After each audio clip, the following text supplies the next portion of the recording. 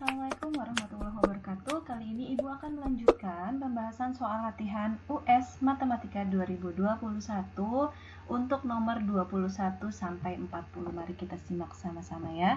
Bismillahirrahmanirrahim. Ya, nomor 21 soalnya seperti biasa ada di sebelah kiri dan jawabannya ada di sebelah kanan. Nah, ini ada jawabannya di sebelah kanan pojok kanan atas ya. Lihat kursor Ibu. Kita baca dulu soalnya. Gambar di bawah ini adalah benda yang terbentuk dari tabung dan belahan bola. Kalau disebut belahan bola berarti setengah bola. Panjang diameter alasnya 14 cm dan tinggi tabungnya 10 cm. Kemudian volume benda tersebut. Berarti volume keduanya ya, volume belahan bola ditambah volume tabung. Berikut cara menjawabnya sebelah kanan. Diameternya itu 14 cm. Kalau diameternya 14 berarti jari-jarinya 7 cm karena jari-jari adalah setengah dari diameter. Nah, kalau jari-jari yang bawah 7 cm berarti jari-jari yang atas atau belahan bola itu jari-jarinya juga 7 cm. Kalau jari-jarinya 7 cm berarti tinggi belahan bola ya. Kan dia setengah bola ya, berarti dia jari-jari nih, tingginya juga 7 cm atau disebut jari-jari juga. Nah, yang ditanya volume benda. Volume benda itu berarti volume setengah bola ditambah volume tabung. Volume setengah bola yaitu berarti setengah dikali volume bola. Volume bola itu 4/3 pi r pangkat 3. Berarti kalau volume setengahnya tinggal 4 dicoret sama 2, jadinya 2/3. Setengah dari 4 aja nih. Setengah dari 4 kan 2 ya. Berarti 2/3 pi r pangkat 3 ditambah pi r kuadrat T. Kalau sudah seperti ini, tinggal dimasukkan angkanya. 2/3 dikali 22/7 dikali R-nya kan 7 ya. R-nya 7 berarti 7. Dikali 7 dikali 7 ditambah 22/7 dikali 7 dikali 7. 7-nya cuma 2 kali karena dia luas alas kali tinggi. Luas alasnya kan bentuknya lingkaran. 7 dikali 7 dikali tinggi ini ya, tinggi tabungnya 10 berarti dikali 10. Tinggal dihitung. 22 dikali 2 44 berarti 44/3 dikali 49. 7 kali 7 49. 7 yang atas dicoret 1 dengan 7 yang bawah. Ditambah ini juga dicoret ya, 7 sama 7 berarti sisanya tinggal 22 dikali 7 sama dengan 154 dikali 10 jadi 1540. Dihitung berarti 2156 dibagi 3 adalah 718,67 ditambah 1540 hasilnya 2258,67. Itu untuk nomor 21. Ya, jawabannya A. Kita lanjut ke nomor 22. Di nomor 22 ini diketahui pada gambar di bawah ini menunjukkan sebuah tabung tanpa tutup. Kalau tabung tanpa tutup berarti dia sisinya cuma ada 2, selimut tabung dan alasnya. Luas permukaan tabung tersebut adalah, nah luas kan ya. Kalau luas berarti hitung aja, hitung yang sisinya cuma ada 2, yaitu luas permukaan tabung tanpa tutup adalah pi r kuadrat alas lingkaran, alasnya kan berbentuk lingkaran ya, pi r kuadrat rumus luasnya ditambah luas selimut tabung. Selimut tabung itu rumusnya 2 pi r kali T atau 2 pi r T. Dengan diketahui tinggi tabungnya 16 dan jari-jarinya 7. Nah, tinggal dimasukkan ke rumus berarti 22/7 dikali 7 dikali 7, 7-nya dicoret. Tinggal 22 dikali 7 sama dengan 154. Ditambah 2 dikali 22/7 dikali 7, 7-nya dicoret. Berarti tinggal 2 dikali 22 dikali tingginya berapa? 16. Berarti 44 dikali 16. Hitung ke samping sini ya. Berarti 154 ditambah 704. 704 dari mana? 704 itu adalah hasil kali dari 44 dikali 16. Berarti penjumlahannya berapa? 858 desimeter persegi. Karena luas, jadi satuannya persegi. Jawabannya yang B. Tuh ya. Sekarang kita lanjut ke nomor 23. Ibu naikin dulu soalnya nih. Soal nomor 23. Jawabannya ibu naikkan juga. Nah, ini dia. Digambar ya. Gambarnya ibu usahakan supaya sama lah ya, mirip-mirip. Dikatakan bahwa segitiga ABC ini yang sebelah kiri ya. Ini sebangun dengan segitiga EDC atau CDE atau DEC atau DCE gitu ya. Bebas cara bacanya gimana, yang penting 3 huruf. Nah, kalau sebangun yang sudah dipelajari, kalau sebangun itu berarti dia perbandingannya sama. Ya, perbandingannya sama, kemudian sudut-sudutnya juga besarnya sama gitu. Sekarang kita jawab, AB-nya itu 24, DE-nya 18, AC-nya 40, yang ditanya CD. Nah, cara perbandingannya gimana? Perbandingannya adalah DE nih, yang ada tanda panahnya, berbanding dengan yang ada tanda panahnya. Searah kan tuh dia. Nah, perbandingannya dia sama dia. Kenapa? Karena dia menghadap ke sudut yang sama besar. DE berbanding AB, maka karena kita mulainya dari DE, maka untuk yang di atas juga mulainya dari sisi dari segitiga DEC. Berarti sisi CD. Sisi CD berbanding sisi AC. Gitu ya. Nih, CD berbanding AC. Tinggal dihitung. Berarti 18 berbanding 24 sama dengan CD berbanding 40. Karena kita mau mencari CD berarti 40-nya dikali silang ke atas. Jadi 18 dikali 40 dibagi 24. Nah, kalau misalnya kalian langsung hitung itu angkanya terlalu besar, kalau bisa disederhanakan dahulu. Di sini Ibu menyederhanakan antara angka 18 dengan 24. Itu sama-sama Ibu bagi dengan angka 6. 18 dibagi 6 dapat 3, 24 dibagi 6 dapat 4. Kemudian 40 dicoret dengan 4 dapat 10. Tinggal 3 dikali 10 sama dengan 30 cm. Berarti CD-nya ukurannya adalah 30 cm. Yang B. Gitu, ini B ya. CD. Next kita lanjut ke nomor 24. Di nomor 24 ini jawabannya singkat sekali, 4 pasang. Kok bisa?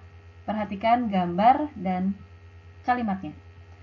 Segi 4 ABCD adalah trapesium sama kaki. Kalau sama kaki berarti sisinya sama panjang antara DA dengan CB. Banyak pasangan segitiga kongruen pada gambar tersebut adalah, mari kita lihat. Kita cari segitiga yang kongruen. Arti dari kongruen adalah besarnya sama, bentuknya sama, kemudian sudut-sudutnya juga sama. Pokoknya sama persis. Berarti yang mana? Yang ini nih. Pertama, segitiga yang ini. Yang kecil nih yang atas, 2 kiri dan kanan, 1 pasang. Ya, ketemu ya. 1 pasang. Kemudian yang mana lagi? Kemudian yang ini. 2 pasang. Kemudian yang mana lagi? Yang ini. Sama yang bawah. Ini 3 pasang. Terus yang mana lagi? Yang ini nih.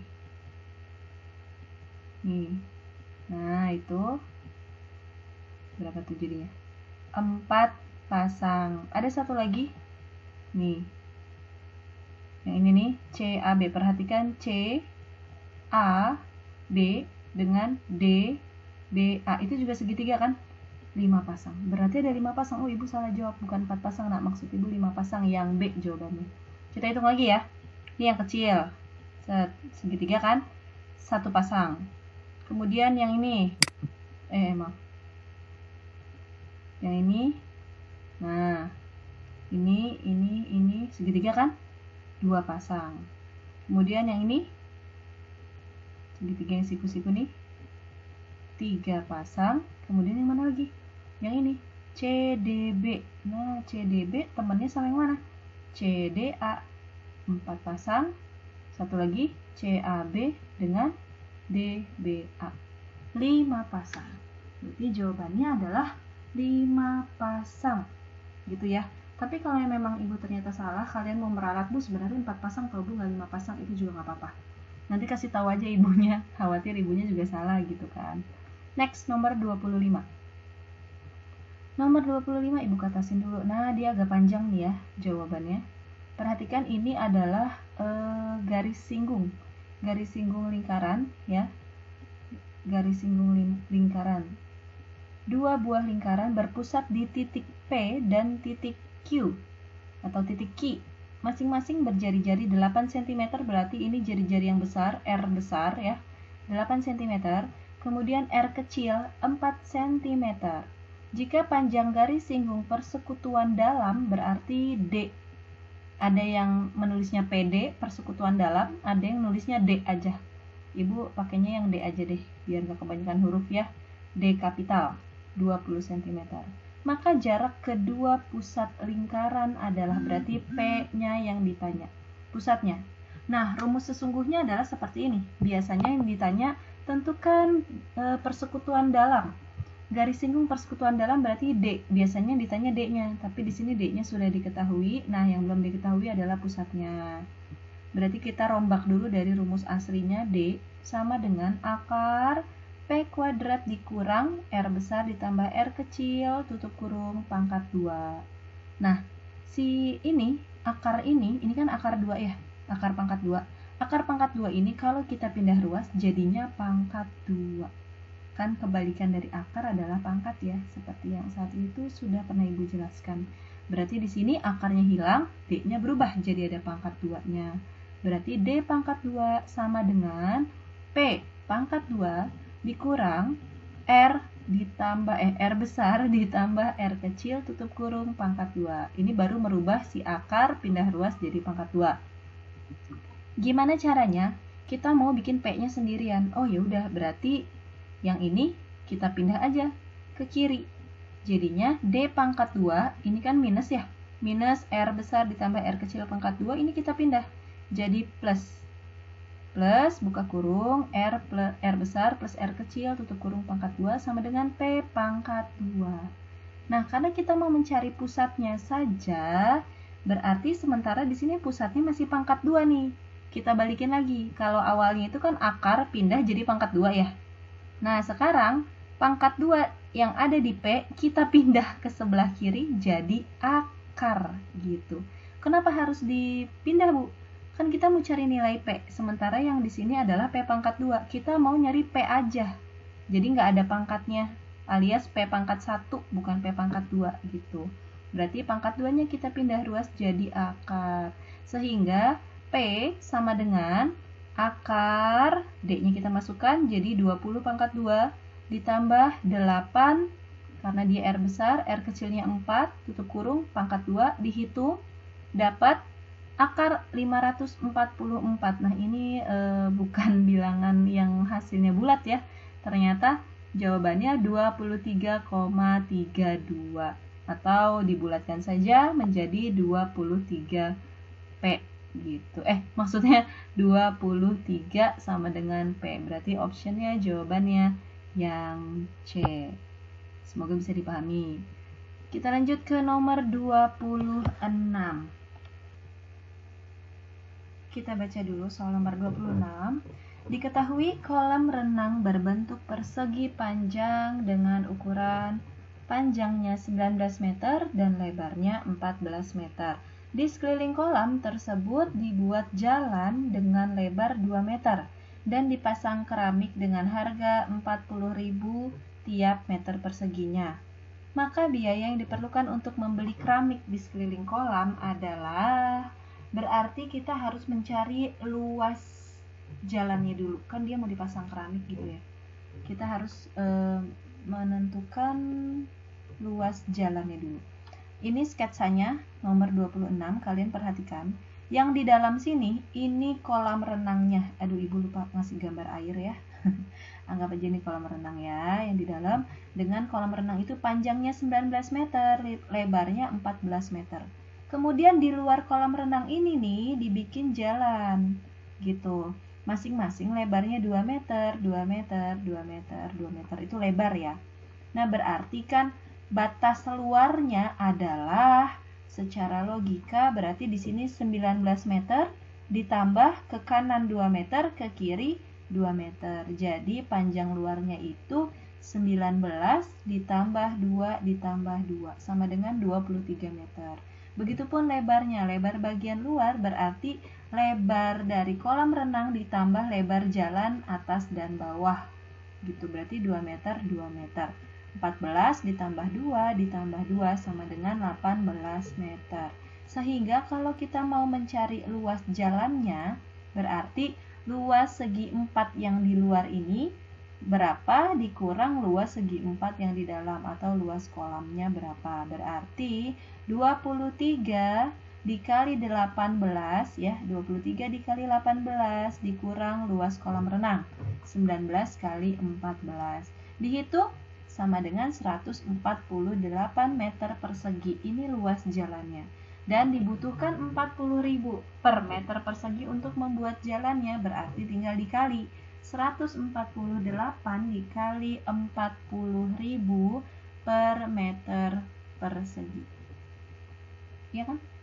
Berarti totalnya adalah 5.920.000. Option yang mana? A, B, C, atau D? Jawabannya yang D. Gitu. Nah, sekarang untuk nomor 27, perhatikan soalnya di sebelah kiri, jawabannya singkat. Nah, seperti ini ya. Pergerakan nilai tukar rupiah terhadap US dollar dalam satu pekan terakhir disajikan pada diagram di bawah ini. Penurunan terbesar nilai rupiah terjadi pada interval. Jadi nilai rupiah menurun itu ketika nilai rupiah menurun ketika dolarnya naik. Maksudnya dolar naik gimana? Ketika 1 dolar itu sama dengan rupiah kita semakin meningkat gitu. Jadi semakin meningkat rupiah kita itu bukan semakin menguat, tetapi semakin berkurang gitu nilai rupiahnya. Jadi yang mana nih? Kita carinya yang diagramnya naik. Nah, berarti yang diagramnya naik berarti nilai rupiahnya semakin turun gitu. Tadinya 1 dolar itu cuma 13.160 di hari Kamis. Kemudian di hari Jumat 1 dolar jadi 13.400.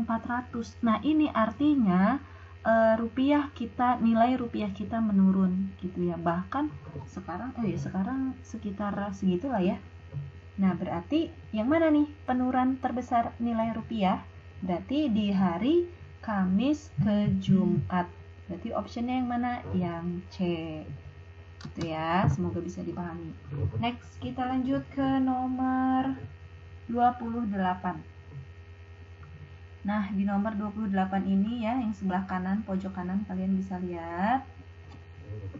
Perhatikan tabel frekuensi di bawah ini. Ada nilai, ada frekuensi gitu. Bukan pertanyaan yang diketahuinya, ini tabelnya ya, nggak perlu Ibu jelaskan, terlihat. Data tersebut adalah nilai IPS siswa kelas 7C SMP PB Sudirman. Siswa yang memiliki nilai di bawah rata-rata adalah, berarti banyak siswa yang nilainya di bawah rata-rata tuh berapa orang? Nah, berarti kita harus mencari nilai rata-rata kelasnya dulu. Caranya gimana? Kita lihat. Ini dia. Nah, ini ya, banyak siswa di bawah rata-rata, ini yang ditanya, ini yang diketahui. Cara mencari nilai rata-rata adalah dikali antara nilai dengan frekuensi. Dikali kemudian dijumlah. Maksudnya gimana, Bu? Gini. 5 kali 2, 10. 6 dikali 3, 18. 7 kali 6, 42. 8 kali 7, 56. 9 kali 2, 18. Ini dijumlah semuanya. Sama dengan 144. Kemudian dibagi jumlah frekuensi. Frekuensinya ada berapa anak nih yang disurvei atau di dalam kelas itu? Ternyata 2 anak yang dapat nilai 5, 3 anak yang dapat nilai 6, 6 anak yang dapat nilai 7, dan seterusnya. Kita hitung. 2 tambah 3 tambah 6 tambah 7 tambah 2 sama dengan 20. Nah, berarti total nilai dikali frekuensi yaitu 144 dibagi total frekuensi dibagi 20. 144 dibagi 20 berarti nilai rata-ratanya adalah 7,2. Itu nilai rata-rata kelas.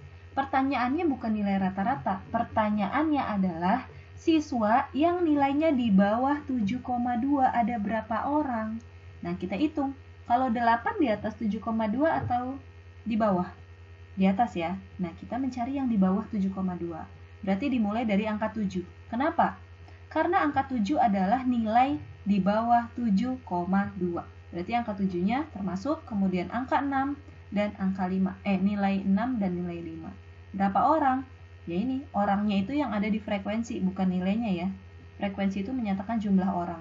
Berarti 2 tambah 3 tambah 6. Berarti ada 11 orang yang nilainya di bawah rata-rata kelas. Next, semoga bisa dipahami. Sekarang kita lanjut ke nomor 29. Oke, kita lanjut ke nomor 29 ya. Kita baca dulu soalnya. 2 buah dadu dilempar secara bersamaan. Kemudian peluang muncul mata dadu berjumlah 10. Nah, sudah pernah Ibu ajarkan kalau 2 dadu itu ruang sampelnya berarti 6 pangkat 2. Berarti ruang sampelnya totalnya adalah 36 karena 6 kali 6 gitu ya. Kemudian yang ditanya peluang dari mata dadu berjumlah 10. Nah, sebelum mencari peluangnya kita harus cari tahu dulu data dadu yang kalau dijumlah hasilnya 10 berapa? Nah, ini dia 4,6. 4,6 tuh maksudnya dadu pertama yang muncul angka 4. Dadu kedua muncul angka 6 gitu ya. Nah, yang ini 5,5 maksudnya dadu pertama muncul angka 5, dadu kedua muncul angka 5 juga. Yang ketiga dadu pertama muncul angka 6 dan dadu kedua muncul angka 4. Berarti ada 3 nih yang kalau dijumlah hasilnya 10. Ibu, kenapa mulainya dari 4 gitu? Karena kalau kita mulainya dari angka 3 biar jadi 10 harus ditambah berapa? Harus ditambah 7 kan? Sementara mata dadu cuma sampai 6. Nah, berarti kita mulainya dari angka 4. Biar mata dadunya ada, yaitu 6. Berarti ada berapa nih? Berapa? Yang kalau dijumlah hasilnya 10? Ada 3 gitu. Ada 3 kejadian. Nah, kalau peluang berjumlah 10 itu berarti banyaknya kejadian, yaitu ada 3 per banyaknya ruang sampel. 3/36. Di sini nggak ada jawaban 3/36. Adanya 1/36. Berarti harus disederhanakan menjadi 1/12. Nah, baru ketemu jawabannya yaitu yang A. Gitu. Sekarang kita lanjut ke nomor 30. Ibu katasin dulu. Di nomor 30 ini kita baca soalnya. Dari sekelompok anak, 30 anak gemar matematika. Kemudian 20 anak gemar fisika. Dan 10 anak gemar kedua-duanya, berarti menyukai matematika dan fisika. Gini ya, jadi cara menulisnya gini. Matematika 30 siswa, fisika 20 siswa, yang menyukai keduanya 10 siswa. Pertanyaannya, jika setiap anak mempunyai peluang yang sama untuk dipanggil, maka peluang dipanggilnya anak yang gemar kedua-duanya. Nah, berarti seperti biasa Ibu menggambar diagram Venn terlebih dahulu. Nah, ini diagram Venn-nya, di sini ada S. S itu berarti total seluruh anak atau semestanya berapa gitu ya. Nah, ini ada M, ada F. Ibu gambar lingkaran 2, yang satu matematika, yang satu fisika. Yang pertama-tama harus ditulis adalah yang menyukai kedua-duanya terlebih dahulu. Ditaruh di tengah-tengah sini. 10 anak. Kemudian dari 10 anak ini yang suka sama matematik itu kan 30 siswa. Sementara di sini tuh kita bisa lihat M itu berarti sudah ada 10. Kenapa? Ya kan si 10 ini suka kedua-duanya. Nah, berarti kurang berapa? Caranya 30 dari seluruh yang suka matematika dikurang 10 yang suka kedua-duanya. Berarti 30 dikurang 10, 20 anak. 20 anak ini menyatakan apa sih, Bu? 20 anak ini menyatakan yang hanya menyukai matematika. Nah, kalau yang menyukai matematika ada 30 siswa. Iya kan 20 tambah 10, 30. Tapi kalau yang hanya menyukai matematika ada 20 siswa. Begitupun dengan fisika. Fisika itu kan 20 siswa. Udah ada 10 nih. 10 yang suka kedua-duanya. Berarti kurang berapa? 20 dikurang 10. 10 anak lagi. Sehingga kita harus mencari jumlah seluruh semestanya berapa. Jumlah seluruh siswanya berapa. Nah, caranya 20 yang suka matematika doang, gitu kan, matematika saja, ditambah 10 anak yang suka keduanya, dan 10 anak yang suka fisika saja. Jadi total semua siswa itu 40 siswa. Ini nanti berguna untuk ruang sampelnya gitu ya. Jadi peluangnya adalah banyaknya siswa yang menyukai kedua-duanya dibagi banyaknya seluruh sampel atau semestanya atau seluruh siswa. Berarti 10/40, tapi karena tidak ada jawabannya maka disederhanakan menjadi 1/4. Dapat jawabannya yang mana? Yang B. Gitu. Next, kita lanjut ke nomor 31. Mohon diperhatikan. Nih, nomor 31. Ibu katasin dulu si Desi ya. Oke, kita lanjut di nomor 31. Ada Desi memperoleh kiriman uang dari pamannya setiap bulan. Enak ya. Loh, iri dengki. Pada bulan pertama, Desi memperoleh kiriman uang sebesar 100.000. Bulan kedua 110.000 dan seterusnya. Kiriman uang setiap bulannya bertambah dengan besar yang sama. Berarti selisihnya sama ya, bertambahnya tetap. Berarti ini kasus aritmatika.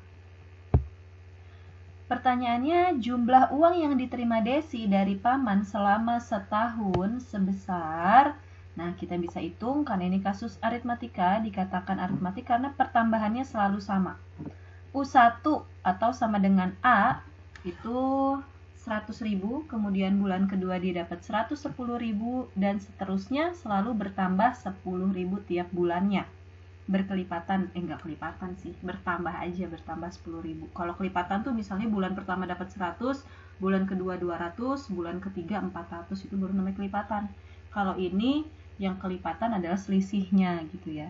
Yang ditanya jumlah uang yang diterima Desi dari paman selama setahun, bukan jumlah pada bulan ke-12.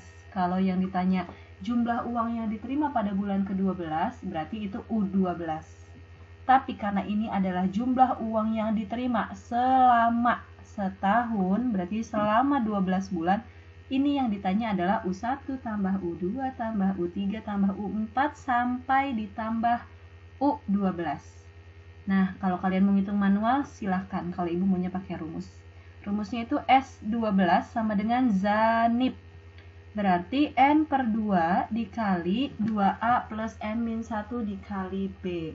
N-nya itu 12/2, berarti 2 dikali A itu 100.000, ditambah N-nya itu 12, dikurang 1, D-nya itu 10.000. Hitung, berarti 12/2, 6. Kemudian dihitung 2 kali 100.000, 200.000, 12 dikurang 1, 11, 11 kali 10.000, 110.000. Maaf ya ada tukang roti lewat. Semoga nggak kerekam sih. Berarti 6 ditambah 310.000.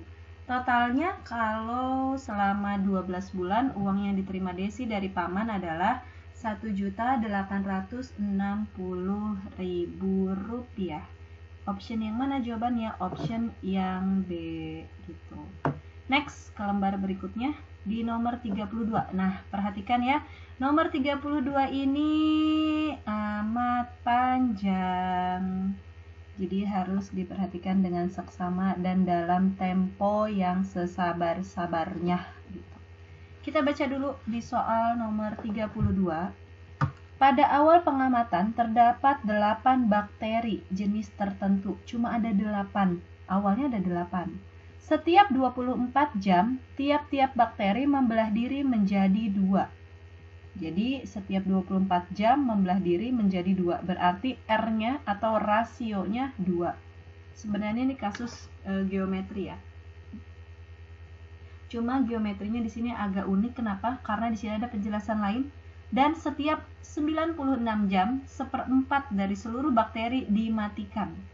Nah, ini soal ibu baru ngeliat untuk ukuran anak SMP, biasanya sampai kalimat yang ini aja nih.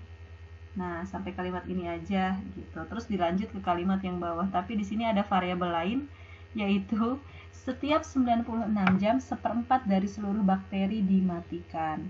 Maka banyak bakteri setelah 144 jam adalah. Oke, kita bahas. Mari kita bahas. 8 bakteri awalnya. Setiap 24 jam membelah diri menjadi 2. Dan setiap 96 jam seperempat bakteri dimatikan. Gitu. Banyak bakteri setelah 144 jam adalah, kenapa matiinnya nggak setiap 24 jam aja ya? Jadi nggak ada bakteri gitu. Mohon maaf. Nanti nggak ketemu hasilnya. Oke, kita lanjut. Jawab. Nah, berarti kita harus tahu nih, selama 144 jam ini gitu, dia berapa kali membelah sih gitu. Kan dia membelahnya setiap 24 jam. Berarti kita harus hitung. 144 jam dibagi 24 jam, berarti terjadi 6 kali pembelahan. Pembelahan itu maksudnya membelah diri, 6 kali membelah diri. Awalnya 8, ini belum membelah ya. Kemudian pembelahan pertama setelah 24 jam membelah diri menjadi 2, berarti masing-masing 8 kali 2, jadi 16. Kemudian pembelahan kedua, 24 jam kedua, berarti sudah 48 jam. Membelah diri lagi dari 16 bakteri menjadi 32 bakteri. Kemudian berlanjut sampai pembelahan ketiga, yaitu 24 jam ketiga, berarti sudah berapa? 72 jam. 72 jam menjadi berapa? Dari 32 bakteri membelah lagi menjadi 64 bakteri. Kemudian ke pembelahan keempat, 24 jam ini, membelah lagi dia dari 64 bakteri menjadi 128 bakteri. Tapi di pembelahan keempat ini karena sudah 96 jam, di sini dikatakan bahwa seperempat bakteri dimatikan. Berarti 128 ini di pembelahan keempat kan, yang totalnya 96 jam, seperempat bakteri dari 128 dimatikan. Berarti seperempat dari 128 itu 32. Sehingga bakteri yang tersisa yang masih hidup adalah 128 dikurang 32, yaitu 96 bakteri. Ini sudah pembelahan keempat. Kemudian masuk lagi dari 96 bakteri berlanjut ke pembelahan kelima, yaitu 24 jam ya. Diulang lagi karena kan yang tadi sudah dimatikan ya, 96 jam. Nah, ini dari 96 dikali 2 berapa? Jadi 192 bakteri. Dari 192 kemudian berlanjut membelah lagi di pembelahan terakhir, yaitu pembelahan ke-6 menjadi berapa? Dari 192 menjadi 384 bakteri. Nah, pembelahan ke-6 ini adalah pembelahan setelah 144 jam. Karena yang ditanya 144 jam. Yaitu adalah pembelahan ke-6. Jadi ada berapa total bakteri setelah 144 jam? Yaitu 384 bakteri. Option yang C. Gitu. Semoga bisa dipahami. Kita lanjut ke 33. Nah, di 33 ini sebenarnya ini adalah proses. Ini adalah bab fungsi gitu. Cuma dikombin dengan bab SPLDV.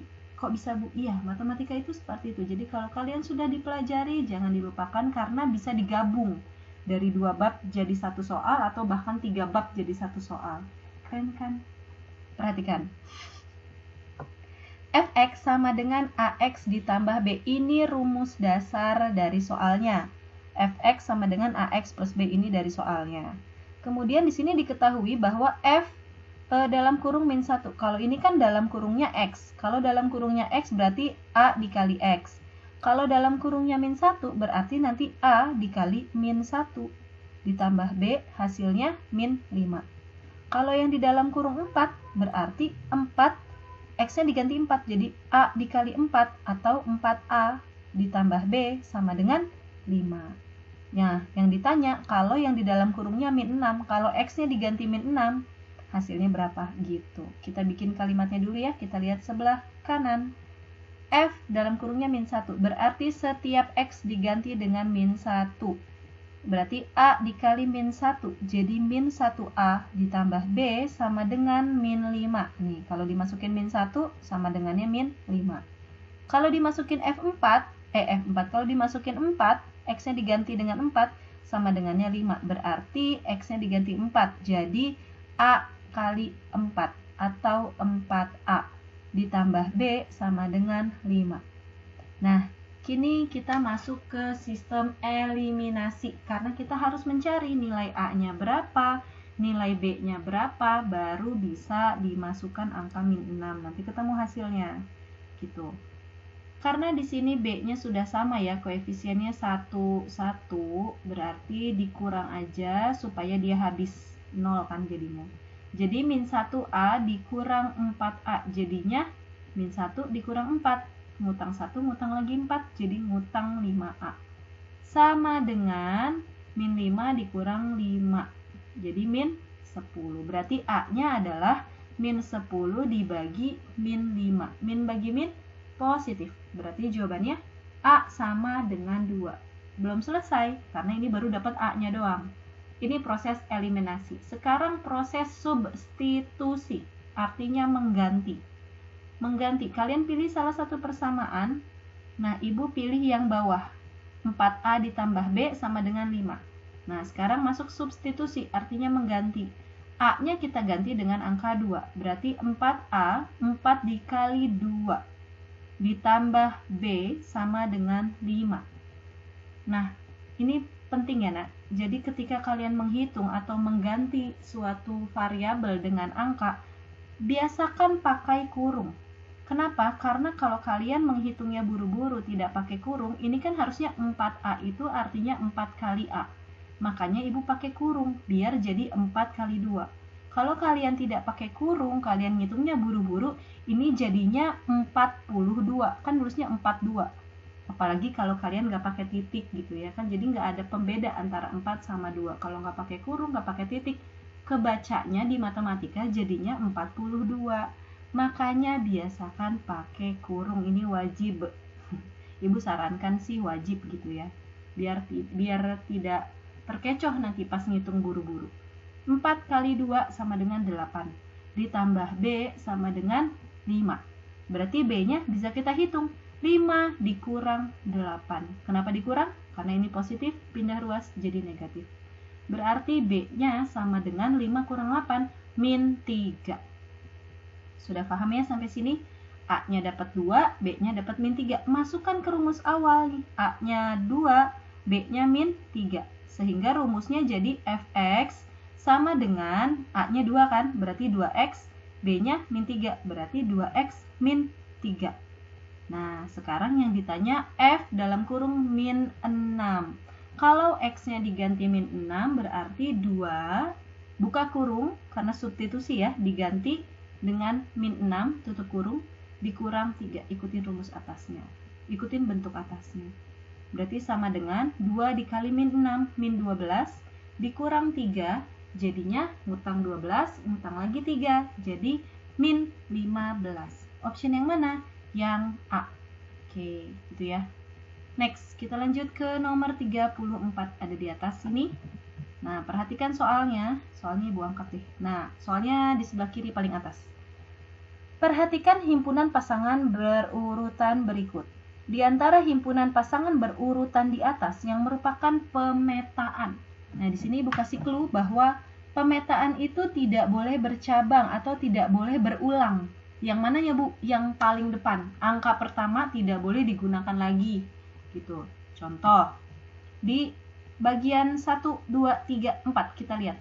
Kalau pemetaan itu tidak boleh berulang nih angka depannya. Ini kan 1,3, ini 2,4. Kalau di sininya 1,3, di sininya 1,4, depannya 1 lagi. Nah, itu namanya berulang. Tapi kita lihat depannya aja. Depannya ada yang sama nggak? 1, 2, 3, 4, 5. Nah, ini berarti termasuk pemetaan. Betul.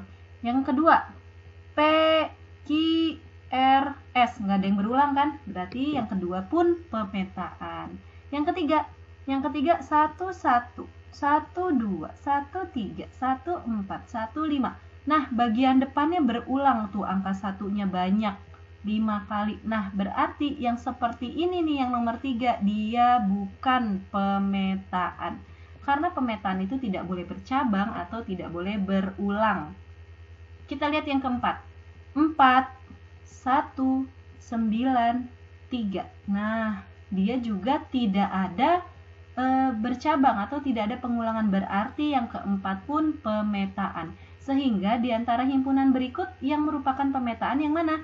Yang D, yaitu 1, 2, dan 4. Karena yang bukan pemetaan adalah yang nomor 3 saja. Ibu, pertanyaannya kalau yang depan itu kan tidak boleh berulang. Kalau yang belakangnya berulang boleh tidak? Boleh.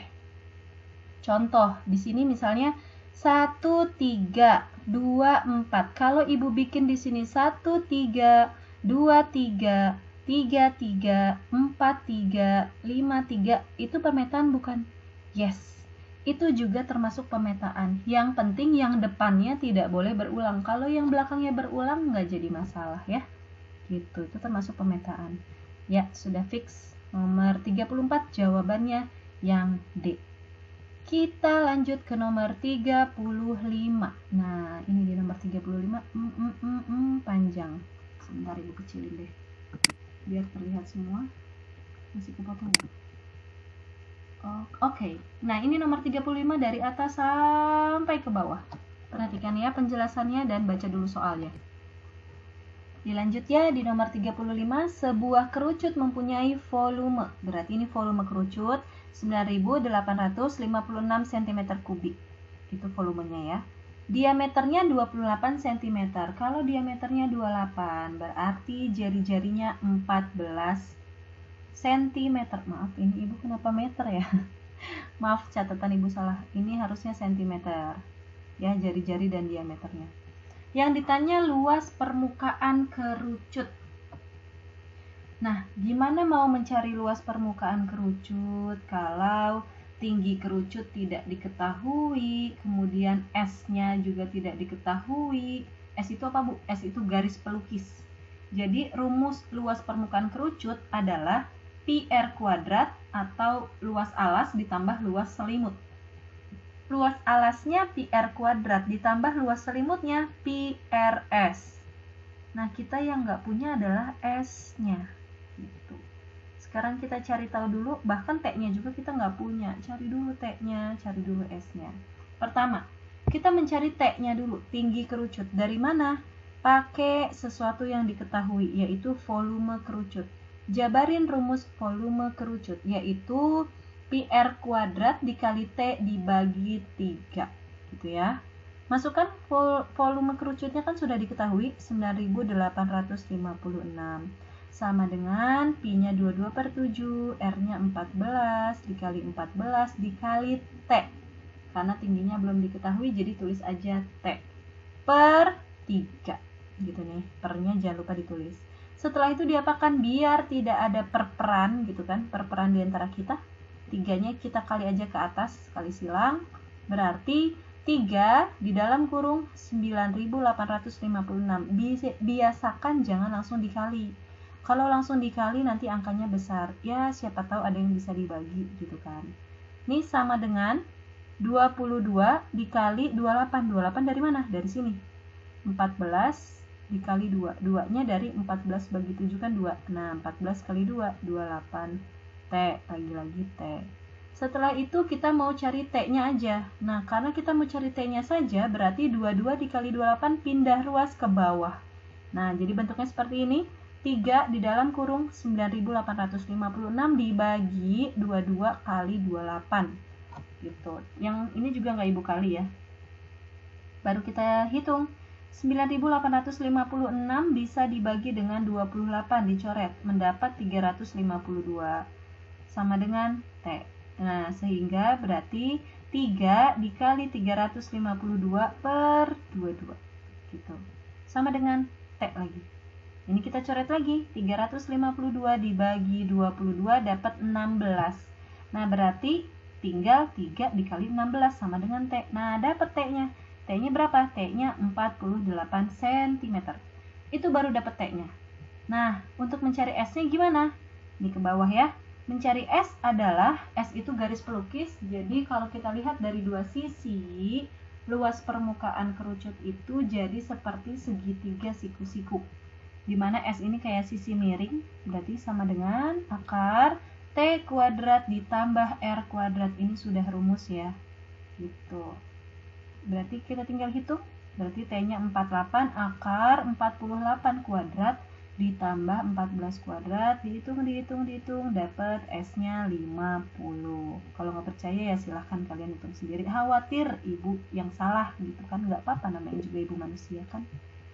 Nah, sehingga karena kita T-nya sudah dapat 48, S-nya juga udah dapat 50, yang kita butuhin si S-nya ya. Masukin deh ke rumus. Berarti luas permukaan kerucut LP sama dengan PR kuadrat ditambah PRS, yaitu 22/7 dikali 14 dikali 14 ditambah 22/7 dikali 14 dikali S-nya 50. Hitung semua sehingga mendapat hasil akhirnya yaitu 2816 cm persegi. Seperti itu. Jadi matematika itu harus runut, harus urut, tahu step-stepnya apa dulu yang dicari gitu, dan harus sabar dan teliti. Jadi kalau kalian kurang sabar, coba belajar matematika. Biar apa? Biar melatih kesabaran. Yang ada makin emosi, Bu. Enggak lah, harus sabar. Next, kita lanjut ke nomor 36. Ini dia. Atap sebuah gedung berbentuk belahan bola. Ini contohnya kayak kubah masjid gitu ya kan, belahan bola, setengah bola. Dengan diameternya 28 meter. Kemudian atap gedung tersebut akan dicat dengan biaya 15.000 per meter persegi. Bagian luarnya dicat. Gitu. Dana yang diperlukan untuk mengecat gedung tersebut adalah gitu. Atap berbentuk belahan bola berarti diameternya 28, berarti jari-jarinya 14. Atap dicat dengan biaya 15.000 per meter persegi. Jawab, luas permukaan, karena kita bicaranya wilayah, berarti mau ngecat juga, bukan mau ngisi ya, bukan mau nyemen. Berarti ini konsepnya luas, bukan volume.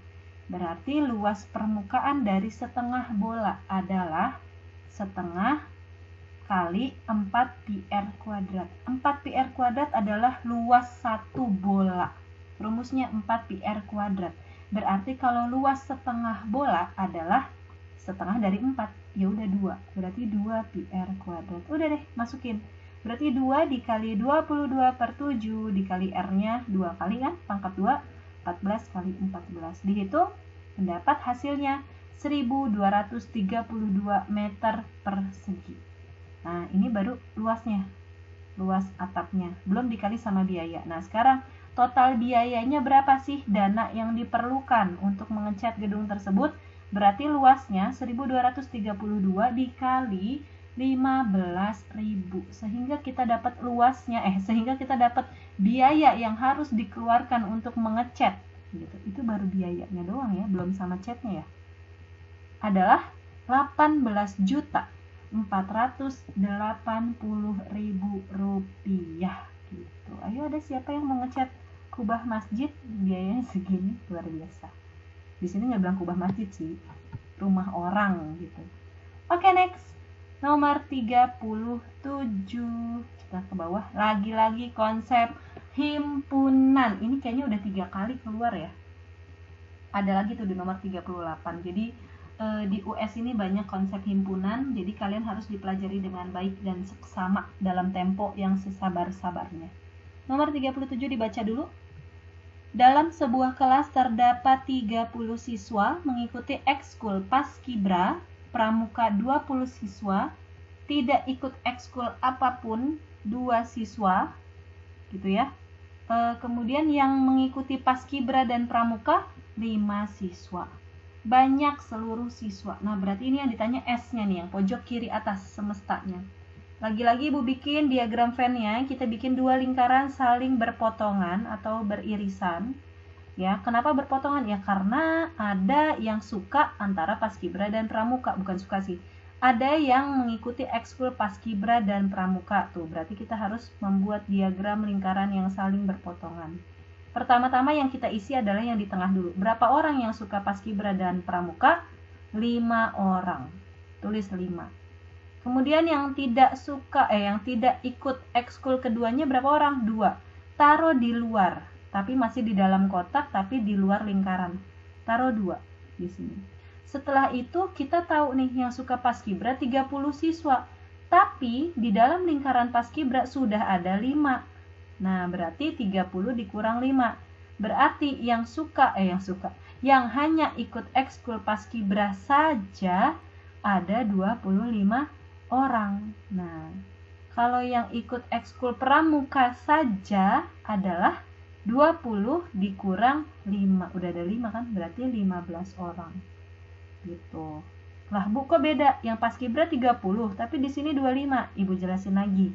Yang paskibra ini 30 siswa, tapi di antaranya ada 5 orang dari 30 ini yang juga suka pramuka gitu.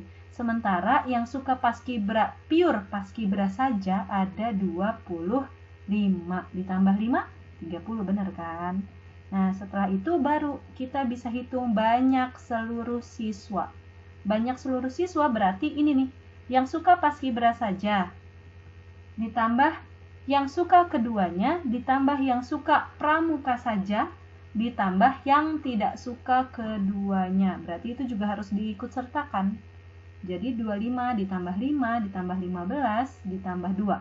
Ada 47 siswa. Berarti option yang mana? Option yang C. Kita lanjut ke nomor 38. Perhatikan gambar diagram Venn berikut. Ini diagram Venn. Pertanyaannya hasil dari A. Nah, ada simbol nih. Simbol kayak huruf N tapi agak tinggi, agak jangkung ya. A irisan B. Ini cara bacanya irisan. Irisan itu maksudnya apa, Bu? Nah, ini adalah irisan, artinya yang ada di tengah-tengah. Berarti ada di kedua belah pihak antara A dan B. Irisannya berapa? Yaitu angka 1 dan 8. Udah, simple. Hanya beberapa detik saja ya. Jawabannya yang A. Nggak pakai ngitung. Hanya paham konsep. Next, nomor 39. Nah, kita lihat nomor 39 ini adalah nilai bab statistika, mencari nilai rata-rata gabungan. Bukan mencari nilai rata-rata gabungan sih, pakai konsepnya rata-rata gabungan. Justru rata-rata gabungannya udah diketahui. Kita baca soalnya. Rata-rata nilai ulangan matematika kelas 9E. Nah, ini udah rata-rata gabungan ya. Berapa? 77. Maaf, ini bukan 77 siswa. Ini nilainya. Ibu salah ya. Ini siswanya dihapus aja. Kemudian nilai rata-rata siswa perempuan 79. Nilai rata-rata siswa laki-laki 73. Nilai rata-rata gabungan perempuan dan laki-laki di kelas tersebut adalah 77. Gitu. Nah, kemudian dikasih tahu bahwa banyak siswa di kelas tersebut ada 36 orang. Tapi nggak tahu jumlah laki-lakinya berapa, perempuannya berapa, tuh nggak tahu. Pokoknya banyaknya perempuan ditambah banyaknya laki-laki ada 36. Yang ditanya, maka banyaknya siswa perempuan. Berarti N, P. N itu banyaknya, P itu perempuan. Banyaknya jumlah perempuan. Gitu. Nah, karena di sini yang mau ditanya perempuan, berarti Ibu misalkan NL, jumlah laki-laki sama dengan 36 dikurang NP. Iya dong. Dan kita mau cari yang NP nih. Berarti kalau NL, jumlah laki-laki adalah total seluruhnya 36 dikurang banyaknya perempuan. Masukin ke rumusnya. Di sini ada rata-rata gabungan atau rata-rata total sama dengan rata-rata perempuan dikali banyaknya perempuan ditambah rata-rata laki-laki dikali banyaknya laki-laki dibagi banyaknya siswa dalam kelas tersebut. NP ditambah NL. Nah, kalau sudah seperti ini dimasukkan angkanya. X total itu kan 77 ya. Kemudian XP itu 79, NP tulis aja NP karena kita mencari NP. Dan XL itu rata-rata laki-laki 73 tulis. Dan NL, nah ini banyaknya pria kita ganti. Kalau ada NL kita ganti jadi 36 min NP. Nah, 36 min NP. Per NP plus NL. Total semua siswa di kelas tersebut ada 36 orang. Perhatikan cara ibu menghitung. Ini bebas ya. Kalian boleh mengkalinya terlebih dahulu, mengali gitu ya. Kalau ibu nggak suka ibu kali karena takut angkanya jadi gede banget, males ngitung. Di sini perhatikan, biar tidak ada perperan atau pecahan seperti ini, maka seperti biasa yang bawah kita kali silang ke atas. Jadi 77 kali 36. Kalian boleh langsung hitung hasilnya berapa, kalau ibu enggak. Nah, sama dengan 79 NP ditambah, ini seperti biasa kali ke dalam, 73 dikali 36, terus 73 dikali min NP, berarti min 73 NP, minnya taruh depan. Sampai sini semoga bisa dipahami ya, perhatikan baik-baik. Kemudian, ini ibu kurungin ya, 77 dikali 36, yang bisa dihitung itu kan angka dengan angka, kemudian yang ada variabel juga dengan yang ada variabel. Ini kan tandanya positif ya, perhatikan. 73 dikali 36 itu tandanya positif. Pindah ke kiri, nyebrangin sama dengan jadi negatif. Tandanya.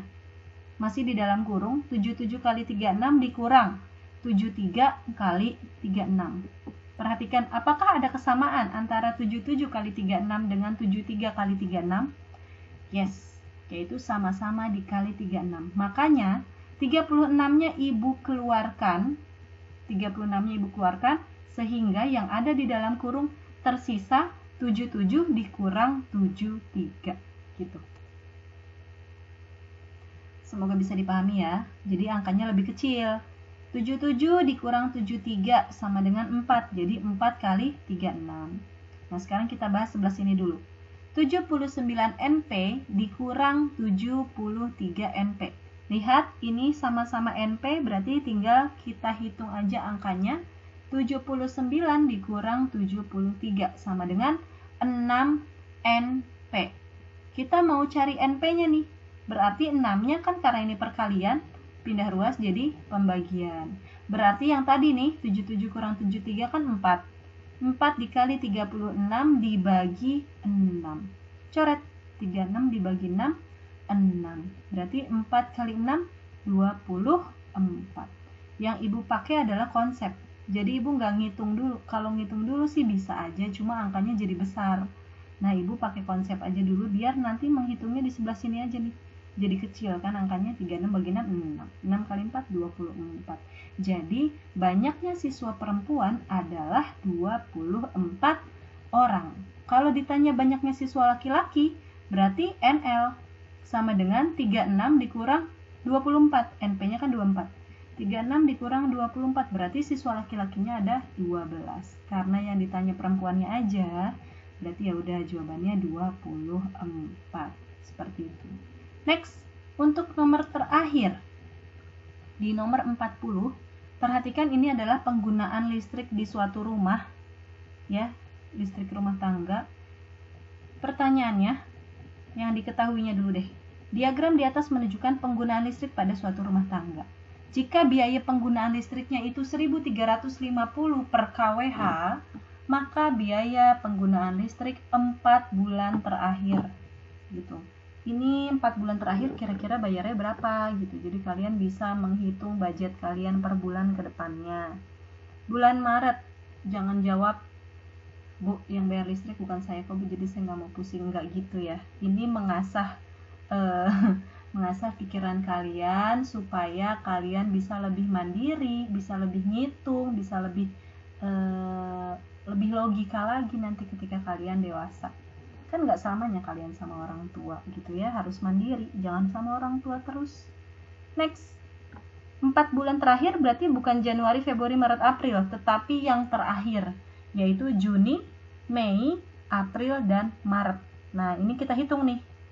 Biaya listrik 1.350 per kWh, 4 bulan terakhir berarti 123 ditambah 172 ditambah 139 ditambah 164. Berarti pemakaian selama 4 bulan terakhir kurang lebih 598. Nah, 598 ini ceritanya kalian 4 bulan gak bayar-bayar, nunggak gitu. Terus datang nih dari PLN, kalian 4 bulan nggak bayar, ini total tagihannya. Kalian selama 4 bulan terakhir sudah memakai 598 kWh gitu misalnya. Terus dengan biaya per kWh-nya itu 1.350, maka yang harus kalian lunasi adalah 598 dikali 1.350. Total yang harus kalian bayar adalah 807.300. Tuh, secara matematis kalian harus membayar 807.300.